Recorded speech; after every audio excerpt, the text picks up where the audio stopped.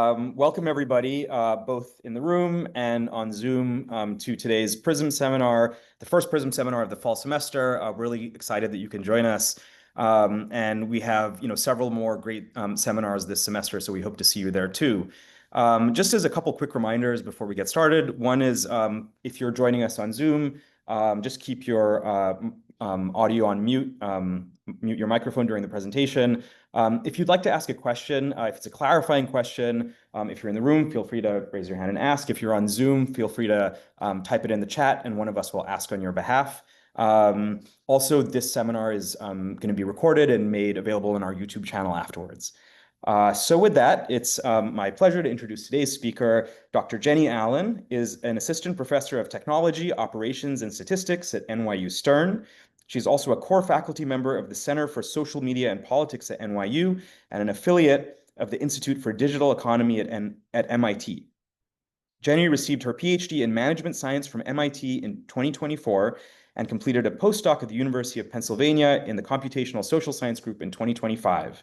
Before her PhD, she worked at Meta and Microsoft Research. Jenny's research interests include misinformation, political persuasion, and crowdsourcing. So we're really delighted to have you. Thank you so much. Thank you so much for that introduction, and I'm excited to be here. And if you can just unmute your mic and I'll mute mine. Thanks.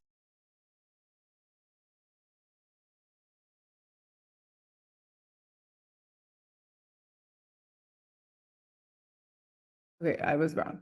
There we go. Now can you hear me? Yes. Okay. Great. Okay, I apologize.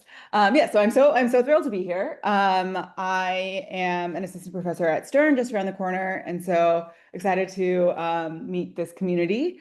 And I'll be presenting work today on quantifying the impact of misinformation and vaccine skeptical content on Facebook. First thing to note is that I am not a statistician, just even though I'm in the technology operations statistics department. I'm in the technology group, but I'm excited to hear and get feedback.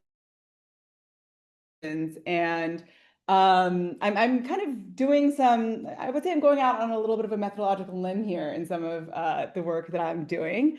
So I'd love to get your thoughts, and even potentially if you have any thoughts about how to, I don't know if firm up the statistics is the right way to say it, but I would love to get any and all feedback that you guys have.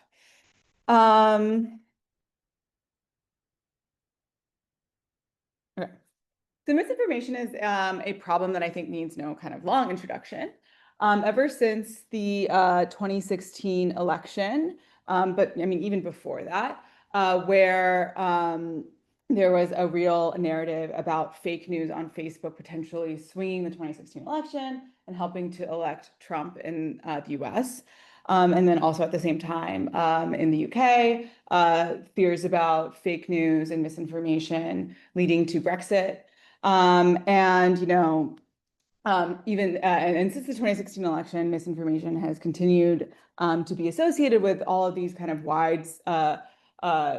or high-profile societal events, things like the 2020 election. So, a third of Americans still believe that the 2020 election was fraudulent. And then, of course, even today, where false stories have been, for example, this example of Elon Musk boosting false USA ID, conspiracy theories, and as a way to shut down global aid.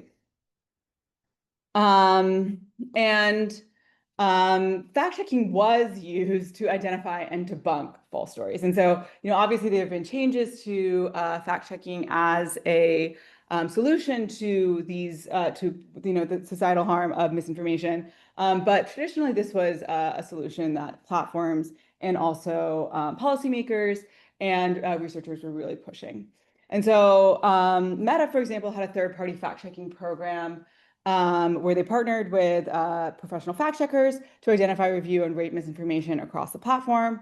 And the focus of this platform was to address viral misinformation, and particularly clear hoaxes that have no basis in fact.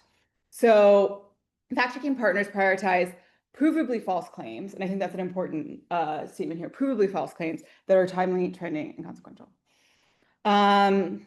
And so this was kind of Facebook and social media platforms like YouTube, their kind of hallmark solution to the prevention of misinformation on their platforms as a way to limit the harms of misinformation in society. But I'm going to give you an example of, why these kinds of solutions might not be so perfect. This story here was an example of a story that was fact-checked by Facebook's third-party fact-checking partners. And the headline is Canadians face major donut shortage after first day of cannabis legalization. This was a story that was identified by Facebook's fact checkers as false.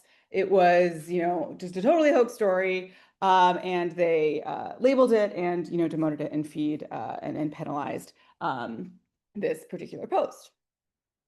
However, this story here about military ballots found in trash in Pennsylvania, most were Trump votes, was sent to Facebook's third-party fact checkers, but they actually declined to label it as false or misinformation. And the reason is that this story is kind of technically and narrowly true. There were military ballots found in the trash in Pennsylvania in the lead up to the 2020 election. Most were Trump votes, but what this headline does not mention is that 8 ballots were found, 6 of them were for Trump, and by all accounts, this was just a kind of an accident and not evidence of widespread voter fraud. Nonetheless, this story was viewed over 100 million times on Facebook. It's actually the most viewed story on Facebook, most viewed URL on Facebook in the lead up to the 2020 election. It wasn't just this one story. There are many other stories feeding into this narrative, even from very reputable outlets like ABC. And so when we see these examples, do we really think that, okay, are we really feeling good about Facebook's policies downranking this content but letting this content run free? Is this narrowly defined, provably false distinction really getting out, the potential harms from other types of gray area content, as I will define it? Yes. Quick question. So you mentioned that like the second story about the mail-in ballots getting trashed was sent to the third-party fact checker. So is there some kind of screening process for of the universe of every possible story that's shared, some are sent to the third-party fact checkers and some aren't, or yeah, what gets checked?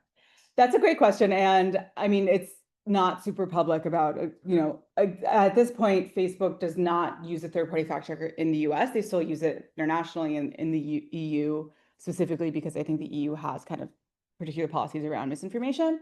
But yes, there's like a kind of a pipeline for things getting sent to third-party fact checkers that is like something to do with virality, reports. They have something called claim matching, where it's like it's a headline was similar to another headline that was fact-checked. It would be sent to third-party fact checkers. One thing that we'll see is that there was kind of a soft policy of the fact-checking system where they would not send headlines from high quality news outlets to be fact-checked. And so there's kind of a de facto whitelist of certain outlets that were not fact-checked. And so this will be a problem, as I will show in 10 minutes or whatever. But yes. Anyways, and so I think also important for the consideration of misinformation is that despite a lot of fears about fake news, fake news actually makes up less than 0.1% of overall information consumption. So this is a figure from our Science Advances paper in 2020, where this is a descriptive paper where we quantified Americans' media diets across different platforms and found that fake news of the kind of Pope endorses Donald Trump variety, like provably false content, makes up a really, really small amount of what people are actually exposed to on a day-to-day basis.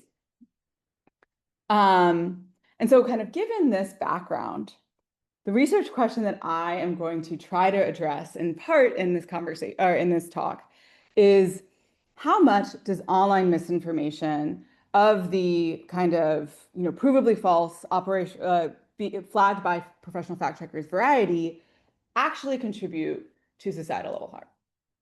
Obviously, this is a really huge question and one that I am not going to answer perfectly over the course of this hour. But what I'm going to try to do is present a framework that I think is useful for understanding this phenomenon and apply it to a particular example of misinformation that is particularly salient, which is vaccine misinformation. And so 1 in 5 Americans refused to take a COVID vaccine during the rollout of the vaccine in 2020. And there's a lot of potential reasons for this refusal, but one that gained a lot of traction and is, of course, particularly controversial today, is the idea that Facebook and other social media platforms contributed to vaccine refusal by carrying COVID misinformation. And so President Biden was quoted as saying that Facebook and other platforms were killing people by carrying COVID misinformation on their platforms. Again, this is now quite controversial, but was something that happened at the time. And so given this background, the question that I'm going to try to answer is, did misinformation on Facebook have a meaningful impact on US vaccine hesitancy? But rather than just looking at misinformation in isolation, what I'm going to do is look at it in kind of the context of the entire information ecosystem and compare the estimated impact of vaccine misinformation to content that was not flagged as misinformation. And so the reason for doing this is kind of twofold. Like, one, there is this kind of policy question, which is Facebook's policy and a lot of social media policies are really focused on this provably false content. And okay, so like how effective is that policy? But I think it's also important from like a theoretical standpoint and definition of misinformation. We as researchers often use these kind of fact-check debunked false stories as part of our stimuli, for example, in psychology research. And so how effective is that of an operationalization of misinformation, given the context of the media ecosystem, is also a question that I'm going to try to get at. And also I'm going to try to estimate in a back of the envelope kind of way the overall impact of misinformation on vaccine hesitancy. Okay, so how exactly am I going to do this? Well, I'm going to break down this idea of impact. So, did content on Facebook impact US vaccine hesitancy, and which content had the biggest impact on vaccine hesitancy, as being related to two key components. The first is exposure. What types of content did people actually see on Facebook? And the second is the persuasive effect. Which types of information actually change people's minds about whether or not to get a COVID vaccine? And I'm going to say that impact is the combination of these two things. And the intuition is pretty straightforward, which is that for content to be broadly impactful at the scale of society, people have to see it and it has to change their mind. And so these are kind of the requirements that I'm going to use to say something is kind of impactful broadly, or broadly estimate the impact of different types of content. Okay, and so I'm going to give now I'm going to give a high-level overview of the pipeline that I'm going to use to do this estimation. First, I'm going to talk about this persuasion component, and I'm going to talk about randomized survey experiments I ran measuring the persuasive impact of 130 different vaccine-related items on people's intentions to get a COVID vaccine. Then I'm going to talk about the exposure component, and I'm going to talk about a data set that we got access to that allowed us to quantify exposure to all popular vaccine-related headlines on Facebook during the initial rollout of the COVID vaccine during the first quarter of 2021. Then I'm going to talk about a pipeline that I built that incorporates crowdsourcing and natural language processing to extrapolate the results of these survey experiments to this larger set of Facebook headlines in order to get predicted persuasive effects for all of our Facebook headlines in our data set. So I'm doing this kind of extrapolation, generalization procedure. And this is kind of part of the feedback that I would like to get from people who are statistically minded about, if they have other thoughts of how to kind of do this extrapolation. Because I came up with something, but I would love to hear other ideas. And then I combine this predicted persuasive effects with the exposure data. aggregate it, and then get the relative impact of misinformation and non-misinformation content on vaccine intent, predicted vaccine intent. And just before I dive into data, just to give a quick overview of where I'm going. First, what I'm going to show is that yes, fact-checked misinformation can increase vaccine hesitancy. So we do see that misinformation does increase vaccine hesitancy. So on this persuasion component, but not all misinformation is created equal, and the message really matters here. And I think that's an important thing to consider. The second thing is that vaccine misinformation of the kind of provably false variety is very rarely seen on Facebook. And it is instead what I'm going to call gray area content, published often by mainstream media outlets that suggest that the vaccine is harmful to a person's health without necessarily being explicitly false, that is actually much more prevalent than this outright misinformation and therefore much more impactful. And so that's where I'm going. So first on this persuasion component, I'm going to estimate persuasive effects of vaccine misinformation on vaccination intentions. And just to give some quick background on the persuasive effect of misinformation, the literature is quite mixed. So there have been some studies that have shown that misinformation has little impact on political attitudes. And so, if you show someone a piece of misinformation about Trump, okay, well, maybe they will kind of believe this claim that the Pope endorsed Donald Trump, for example, but it doesn't necessarily always affect their opinions about Trump. And so there's research showing kind of mixed evidence of persuasive abilities of misinformation in the context of politics. In the context of COVID, again, this evidence is mixed. And so, while Lumba et al. Found a large effect of misinformation, decreasing willingness to get a vaccine compared to true information, other work found no effects. And so, why is this literature or this background so mixed? Again, there's many different potential reasons. But I think that kind of these two examples get at one reason, which is that both of these are misinformation. This tweet by Donald Trump saying, "I won this election by a lot," posted November 7th, 2020.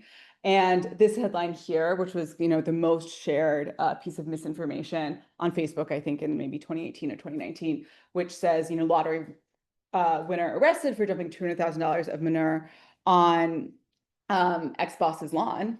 So both of these are misinformation, but if what we're worried about is kind of influence on society, on societal level impact, then we would assume that both of these things would have very different influences. And so this is sometimes called the stimulus as fixed effects fallacy, where often in misinformation and also psychology studies in general, they treat misinformation as a monolith. All misinformation, the kind of different narratives of the misinformation are not distinguished from each other. When, as we can obviously see, in reality, different types of misinformation can have very different messages. And so I'm going to try to address this fallacy by, instead of just testing misinformation as a category against true information, looking at a large sample of vaccine-related content, so 130 different vaccine-related headlines, estimating all of their impacts on vaccine hesitancy, and then trying to find which features actually are most predictive of increasing vaccine hesitancy. So it's a little bit of a different approach. And how exactly did I do this? So we ran two studies and just to be clear, we ran these in 2022. So this is kind of after the rollout of the vaccine, and we're kind of going to extrapolate backwards to 2021, which is not ideal, but it's kind of what we have to do as a limitation of our data. In these studies, we ran them to about 20,000 participants on Lucid, which is kind of an online survey platform similar to Amazon Mechanical Turk or Prolific, if people are familiar with those. But a nice thing about this platform is that it is representative of online Americans, and so it's quota matched the national distribution on age, gender, ethnicity, and geographical region. And we had 130 different stimuli. In the first study, we just looked at misinformation. And in the second study, we looked at information that was 90 vaccine-related URLs that were popular on Facebook during this time, balanced across topic and domain quality. And then post hoc, we got those rated by professional fact checkers and found that 25 of them were rated as fact check misinformation.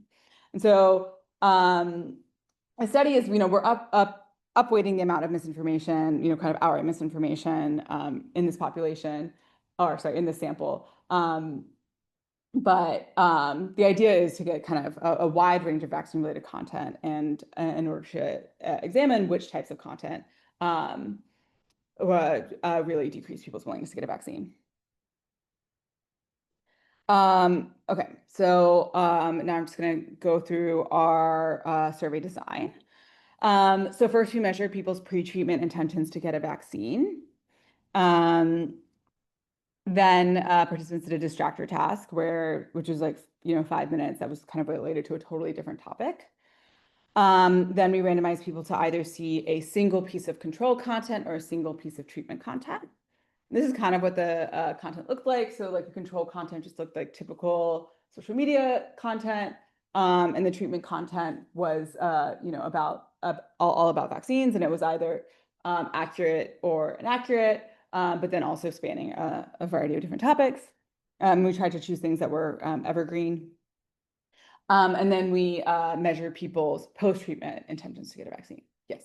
So this is in 2022, Mhm. and I guess people already have had the vaccine. So this is just people who haven't had it yet. So yeah, so we're also, I'll talk about it in just a second. We have like a vaccine index where we not only are measuring people's are getting people's intentions to get a future vaccine. So I guess this was like mostly like boosters, but then also we incorporated people who hadn't gotten a first dose as well. And we're kind of like collapsing this all together. Know for each of them, like how many doses they've had from. Yes, we don't, and we control for that, I guess. But we're going to use the same outcome variable for all of them, which is what we're calling like a vaccine intentions index. And then we debrief people if they saw misinformation. Again, this is just an example of what the content looked like. We show people really just the headline and leads of the articles as if they were scrolling on social media. People could click on the articles if they wanted, but we did not require people to click on the articles. Again, we were trying to make it, it's not perfect, but we were trying to make it at least, somewhat similar to a low attention environment like social media. So we weren't kind of enforcing that people read the whole article. And so, most people on social media just read the headlines of articles. And so we just enforce that people read the headlines of articles here as well. So our outcome variable is a vaccine intentions index, where which we measured on a 0 to 100, 0 to 100 scale, which is an average of people's future willingness to get a vaccine. Where everyone answered this question, which is like, hypothetically, would you get a future dose of a COVID vaccine, regardless of if you've been vaccinated or not vaccinated? And, I guess just like all of the findings hold if you just kind of filter to this one future vaccine question. But we also asked these other questions about people's, if you haven't been vaccinated, your willingness to get a first dose. If you have been vaccinated but not boosted, your willingness to get a booster. And if you have, and their willingness to vaccinate their children as well, because that was also developing at the time.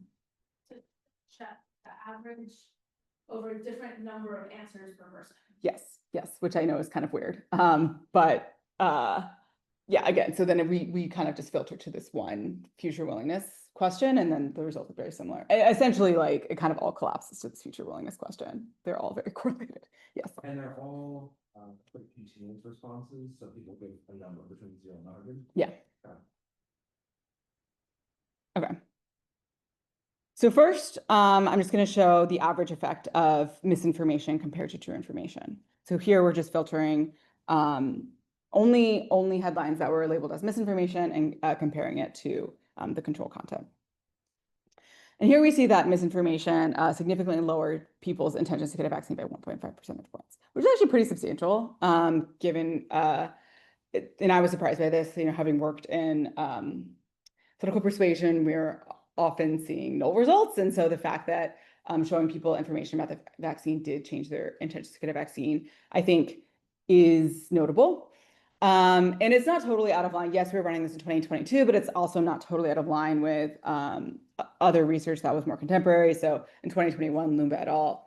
Found an effect of 6.5 percentage point for 5 different misinformation items. And so it's not totally kind of out of step in terms of like the per item number.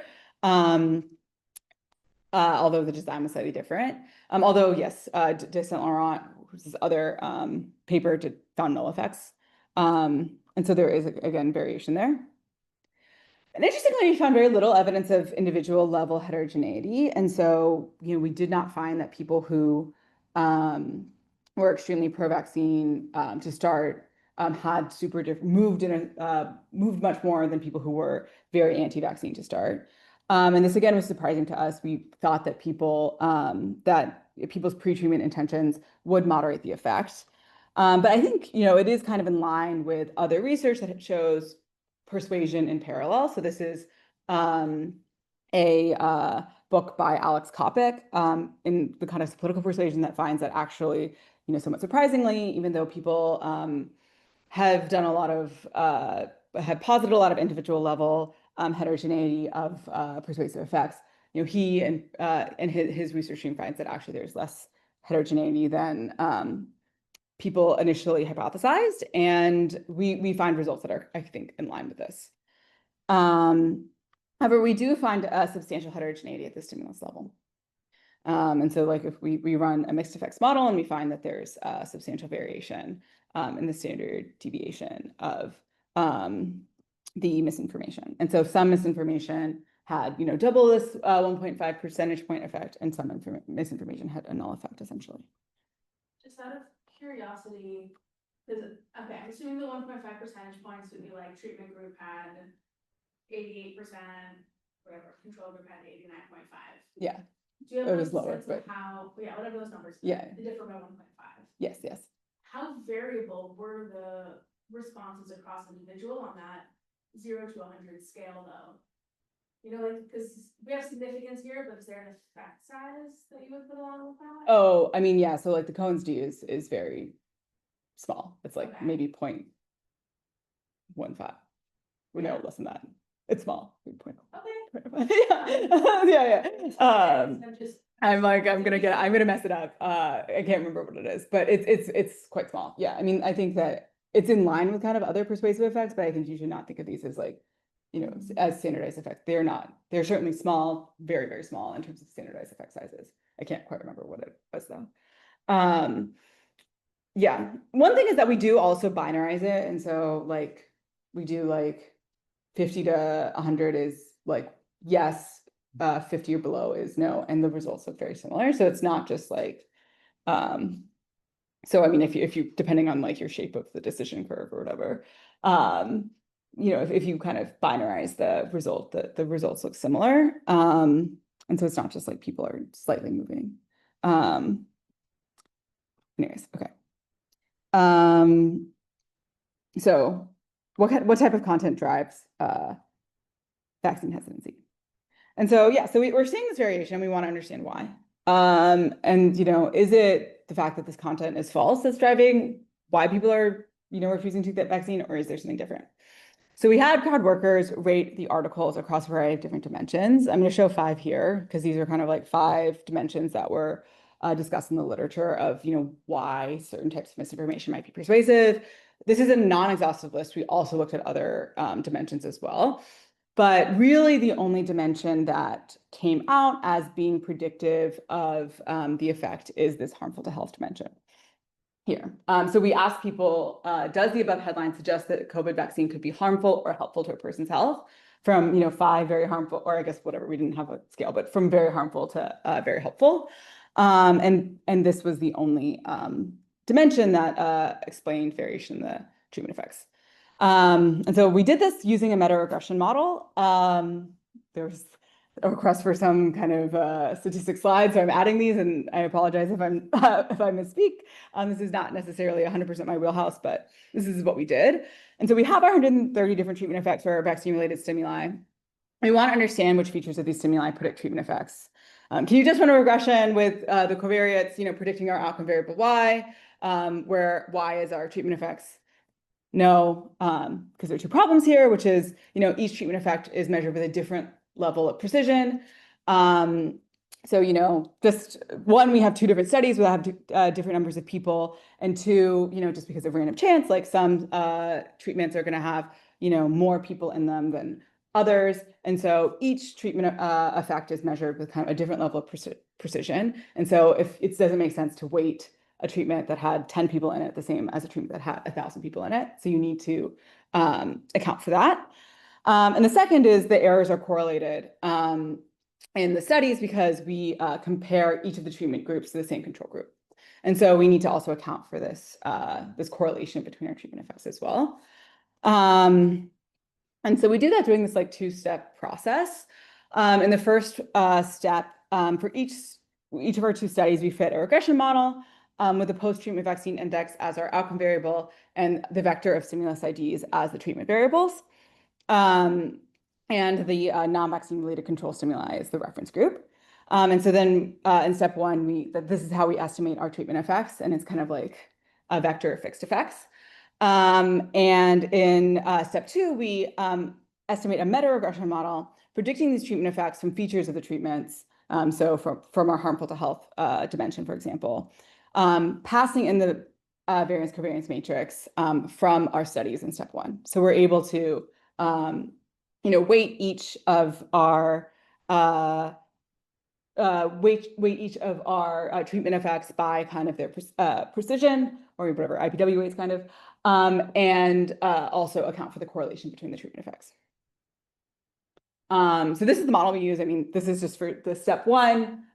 We're measuring the outcome variable, and we have this vector of treatment effects, and also our pre-treatment controls to kind of reduce the variance. And then in step two, we're predicting our treatment effects with our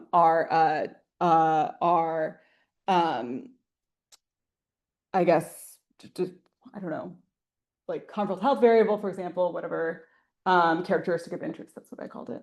And we also have stimulus level and study level random effects, although we don't really use the study level random effects.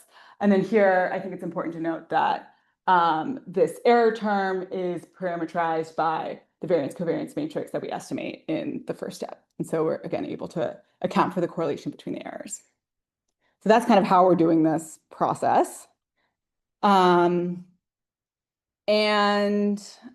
so what do we find? On the x-axis here, I'm going to have this harmful to health dimension. On the y-axis here, I'm going to have our observed treatment effects. And so, as I said, harmful to health predicts variation in the treatment effects. And so this is kind of what this plot looks like. Each of these points is one of our 130 different treatment effects. The blue points are misinformation. The black points are accurate content. And this blue line is a fit line from a meta-regression. And so, each one of these points is measured with error, and we're trying to account for that error with our meta-regression model. Right. And so, as you can see here, there's kind of a negative relationship with how harmful to health each stimuli was and the treatment effect. So we see a strong and significant negative relationship here. Of course, like the extent to which content was rated as harmful to health was associated with whether or not it was rated as misinformation by fact checkers. Things that were, the vaccine was largely found to be safe in most people. So it does make sense that there is a correlation here between the extent to which one of these headlines suggested the vaccine was harmful and whether or not it was actually, flagged as misinformation. However, this effect persists even controlling for the veracity of content. So while this story here about the DoD and Fauci getting caught in a massive scandal hiding death and damage from the COVID vaccine lowered people's willingness to get a vaccine and was misinformation, this story here, which was a true story about from the BBC that says Lisa Shaw's presenter's death due to complications of the COVID vaccine was true, and also lowered people's willingness to get a vaccine and suggested the vaccine was harmful to a person's health. This story here, which was misinformation and not rated as particularly harmful to health, about a bill filed in Washington to authorize a strike force to involuntarily detain unvaccinated families actually had a null effect on people's willingness to get a vaccine. So it wasn't really the accuracy of the content that was driving this effect. It was this other dimension, whether or not the vaccine or whether or not the headline was suggesting or implying that there was harm that seemed to be driving the negative effect. And so just to summarize this section, misinformation can cause vaccine hesitancy, we see in our study. But it was really the extent to which a headline suggested the vaccine was harmful to a person's health, but then beyond veracity, that predicted vaccine hesitancy. Okay, I actually need to go a bit faster. Okay, so that was our persuasion component. Now I'm going to move on to the exposure component. So, what do people actually see about the vaccine on Facebook? And so to do that, we use this particular data set called the Facebook URL shares data set, which has data about all URLs publicly shared greater than 100 times on Facebook and the number of views those URLs received. And from this data set, we identified 13,000 URLs about vaccines posted during the first 3 months of 2021.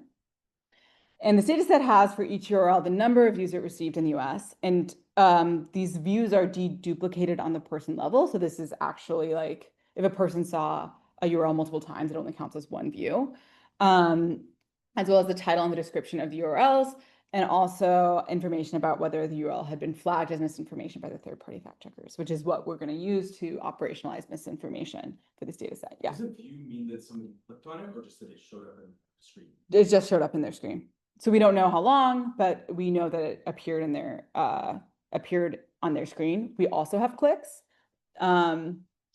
but the vast majority of people do not click. It's in like the single-digit percentage points in terms of click-through rate. Yeah.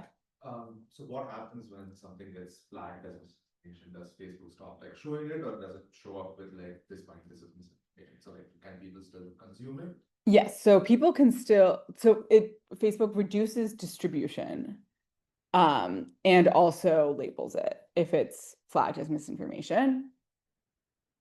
Although I should note, because what I'm going to show you, this is relevant for what I'm going to show you. Facebook's fact checking process usually takes a long time, like up to 2 days, even like a week. And so often it occurs after kind of the initial level of virality. And so it doesn't necessarily slow down the exposure. But yes, there is kind of a limitation. They try to limit distribution after it's flagged. Okay, so how much misinformation did people see on Facebook during this initial rollout of the vaccine? So I'm going to show you first, this is the number of views on the y-axis and what the misinformation versus URLs that were not flagged as misinformation on the x-axis. And so this is misinformation. All fact-checked misinformation was seen approximately 9 million times during the first 3 months of 2021. That might seem like a lot until I show you this, which is that all content that was not flagged, so unflagged vaccine-related content, was seen 2.7 billion times on Facebook during the same time period. And this is, I obviously had to rescale this y-axis to get misinformation to even show up on this plot at all. And you might ask, kind of similar to your question, okay, well, maybe this is because Facebook is limiting the distribution of that content. Well, if you instead of looking at whether or not the content was flagged, you look at the quality of the source. Only 2% of content that was viewed about the vaccine came from low quality sources, using these lists of low quality sources that are common in the literature. And so most of this content is coming from what we would term high quality sources, and it's not being flagged as misinformation. So what are people seeing? And so these are the top 10 stories on Facebook during this time period. I know you can't see the headlines, but I will explain them in just a second. And this is the total views of misinformation in the time period. And so as you can see, these are the top 10 stories. Each of them are viewed many, many more times than all misinformation combined. And this is the most viewed story on Facebook during this time period. This is, the headline here is, "A healthy doctor died 2 weeks after getting a COVID vaccine. The CDC is investigating why." It was published by the Chicago Tribune, which is, you know, a Pulitzer Prize winning outlet, January of 2021. And, you know, was the most viewed story on Facebook during the first quarter of 2021 during the rollout of the vaccine. Not just about the vaccine, on all of Facebook, the most viewed URL. Again, this story was not false. This event happened. A healthy doctor did die 2 weeks after getting a COVID vaccine, but later investigations show that there was really no established connection between him getting the vaccine and his death. Despite this kind of much later fact check, this story was seen by almost a quarter of Facebook's US user base. And it really just wasn't this one story. There are many stories in these top 10 stories and beyond these top 10 stories showing kind of similar phenomena. And so, coronavirus vaccine, OC healthcare worker dies days after receiving second shot. So another person, a healthy young doctor dying or healthcare worker dying after receiving a shot, Utah mom dying 4 days after second dose of Moderna. These examples of these rare deaths following vaccination were among the top stories on Facebook during this time period. And also not just deaths, but also side effects. So, here, warning, second dose of COVID vaccine side effects can be severe. And so, even these kind of negative stories about the vaccine that were not false also got a lot of play. And we call these stories vaccine skeptical. And we use this term to refer to content that is factually accurate, but nonetheless might cause vaccine hesitancy. And we see that content that has been fact-checked as misinformation gets relatively few views on Facebook. But that doesn't mean that everything is fine and dandy. Accurate but vaccine skeptical content are among the most highly viewed stories about the vaccine on Facebook during this time. Okay, so we have this persuasive effect, we have our exposure effect. Now I'm going to try to put them together and extrapolate the persuasive effect to the exposure data. So how am I going to do this? So we have our 130 different treatment effects for our vaccine-related items. We have our 13,000 Facebook headlines. I'm going to use a mix of crowdsourcing and natural language processing to get predicted treatment effects for all Facebook headlines in our data set. And so one way I'm going to do this is by using crowdsourcing. And so we got lay people recruited from Amazon, from Cloud Research, Amazon Mechanical Turk panel to rate 20 of our 130 headlines each. And so we had 22 ratings per headline. And we asked lay people to predict the treatment effects. And we asked them, do you think the above headline would make people less likely or more likely to get a vaccine for COVID from a 1 to 5 scale? We also collected information about how harmful to health the headline was and how accurate the crowd rated the headline. And we averaged these variables together to create what we're calling the crowdsourced aggregate score. If you use just this kind of prediction, this single question prediction, the results look very similar. And so, maybe that makes more sense, but this result kind of performed better, which is why we use it. And we use the same meta-regression as I presented before, but instead of using just the harmful to health dimension, we're now using this kind of crowdsourced prediction of whether or not that headline was likely to increase or decrease vaccine hesitancy. And this is what we find. Again, like a strong relationship between the crowdsourced assessment of whether or not the headline would increase or decrease people's willingness to get a vaccine and the observed treatment effects. And so one thing to note though here is that this crowdsourced score, 5 is scored as more likely to vaccinate, 1 is scored as less likely to vaccinate. There are a lot of headlines that are rated as less likely to decrease vaccination intentions that indeed do so. But very few headlines are, well, people thought that some headlines would increase people's vaccine intentions, but essentially nothing does.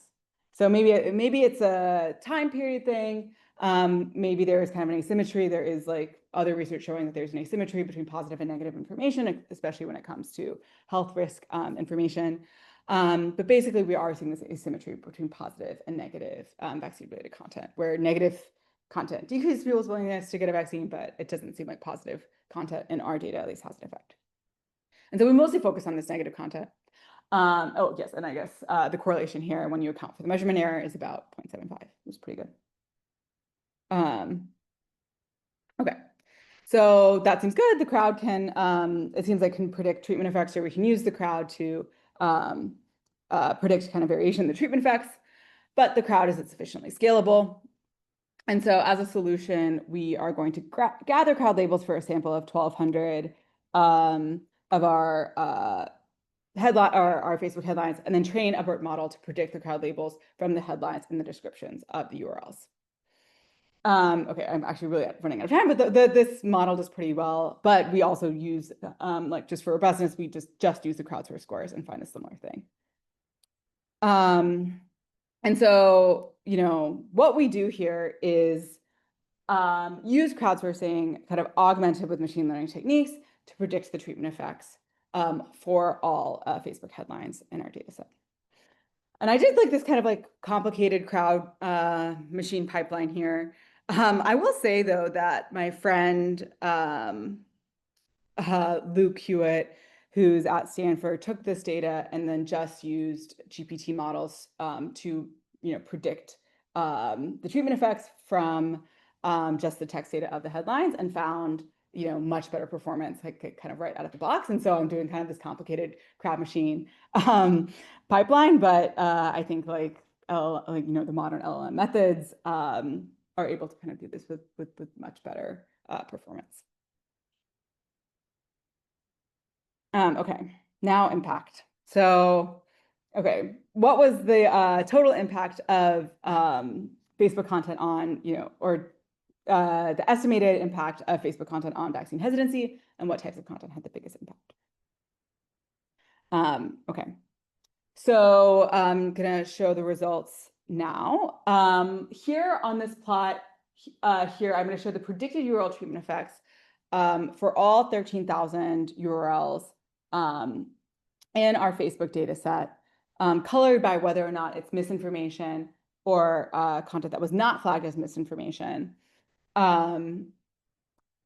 based on our kind of crowd machine pipeline model. And so I'm going to show 130 different the distributions of these treatment effects. And this is what we see. Okay. So as you can see, content that is flagged as misinformation on Facebook has a much more negative predicted treatment effect than content that is not flagged as misinformation on Facebook. And so you see this and you think, okay, well, I guess maybe misinformation, this flagged misinformation is the problem. Like, the typical piece of flagged misinformation has a much more negative effect than the typical piece of content that's not flagged. But what happens if I weight this distribution by the number of times each URL was viewed on Facebook? It's actually a very different story. And so again, I had to rescale this y-axis to even get misinformation to show up at all on this plot. And as you can see here, there is a large kind of proportion of this data set of content that is not flagged that is nearly as negatively persuasive as the outright misinformation content, but is seen vastly, vastly more times on Facebook. And so, what this suggests is that there is kind of a large group of content that is kind of evading misinformation's kind of policy and spreading and potentially decreasing people's willingness to get a vaccine and spreading kind of unchecked on Facebook. Okay, so what is the aggregate impact of this content? And here we're just kind of like estimating the negative effect of all misinformation content versus kind of all content that is not flagged, respectively. And we find that if you total these things up, doing the back of the envelope calculation, we find that misinformation content lowers vaccine intentions by a protected 0.5 percentage points per user during this time period, whereas vaccine skeptical content lowered vaccine intentions by a predicted 2.28 percentage points per US Facebook user, which is about a 50x difference. this is this kind of difference in estimates is almost entirely driven by the difference in exposure. And so it wasn't that, content, this vaccine skeptical content was particularly more persuasive than the outright misinformation content necessarily. It was really that it was just seeing vastly more.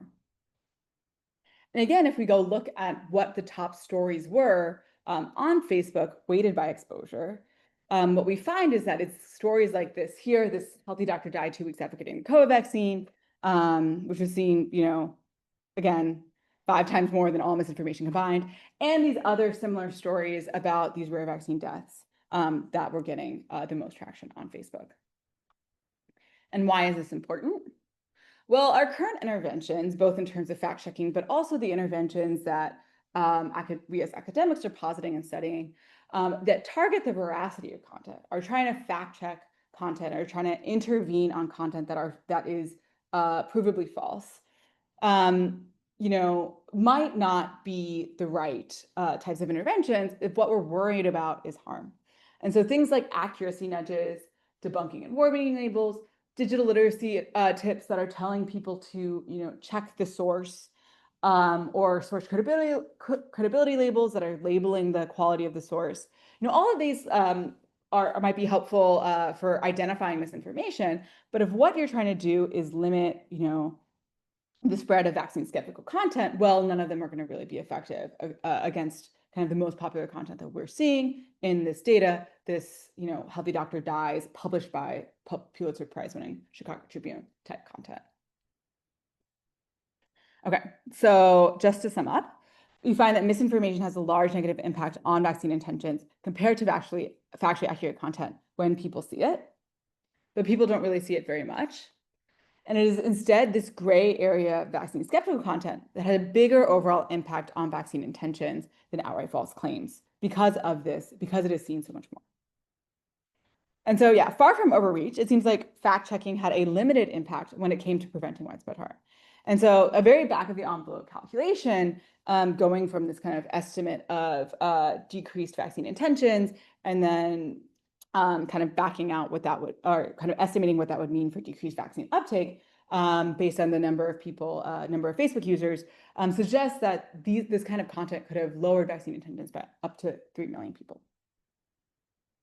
Okay, I have some future directions. Maybe I'll just zip through them. We should study why people make misinformed decisions, not just misinformation as of now. I think that that's something that is a clear implication from this data. It's not so much about whether or not people see misinformation or not, because more of how they're making decisions and what type of information is potentially contributing to that decision-making process. And this methodology, and this is something that maybe it would be great to get people's thoughts on in this room. I realize we have limited time, but I have this general publishing pipeline for tracking harmful content at scale.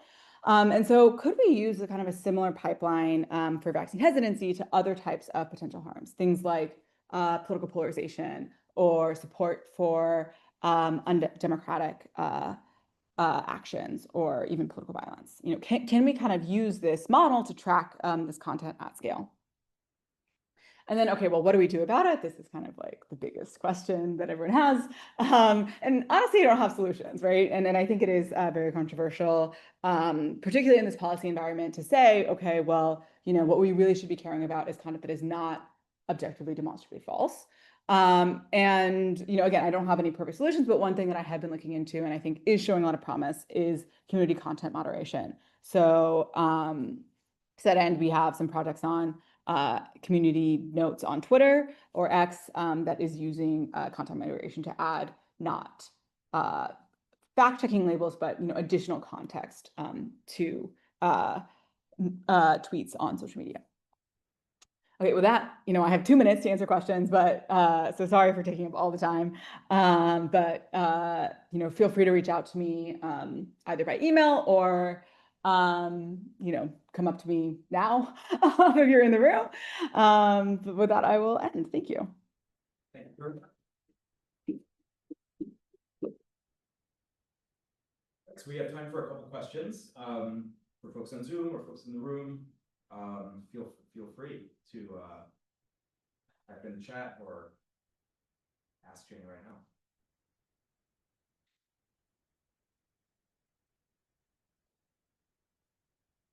also understand I'm standing in between you and lunch, so don't feel obligated to ask any questions. Uh-huh. Sure. Do you have like information on like you know like the views in terms of number of people? Do you have that information at like some scale of geography? So like where people are seeing it? Because I'm curious whether like intention to like not take a vaccine is actually correlated with not taking a vaccine. Right.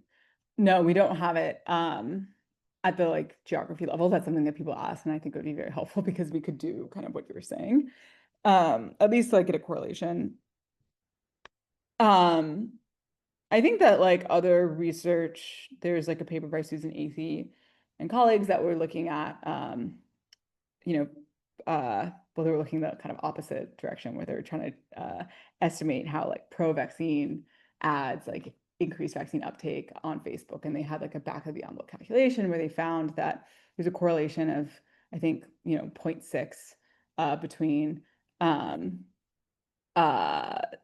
people's, stated vaccine intentions and the actual vaccine uptake in a given kind of, I don't know exactly what zip code maybe. And so they kind of use that as a back of envelope calculation to go from vaccine intentions to vaccine uptake. So that's what we do for this, like to get this kind of 3 million fewer people might have gotten the vaccine estimate. We use this kind of 0.6 correlation. But yeah, I mean, it's not perfect. And I think that is a huge question of like, to what extent does changing vaccine intentions translate into behavior change? I don't have like, that is something that I think is very important that we don't have a perfect answer for. I think especially for like negative things like this, I feel like perhaps, like, I don't know if peer pressure is a bit different potentially in terms of if everyone in your family is taking it and you are the only one skeptic, then it might be very different. Yeah, no, I mean, I definitely think that there's kind of a lot of like dynamics that we're not able to model here. I would think it would be, yeah. And I would not say that any of the estimates that we come up with are anything other than kind of like back of the envelope calculations, because I do think it is like, yes, there's like social normative information, like, are you consuming, this content within a group environment, or like an individual, or as an individual, is it when you're seeing the content on Facebook, we're not able to see like, are you seeing it from your trusted friend who's sharing this information into your feed, or are you seeing it from your crazy uncle where you're just like able to just dismiss it?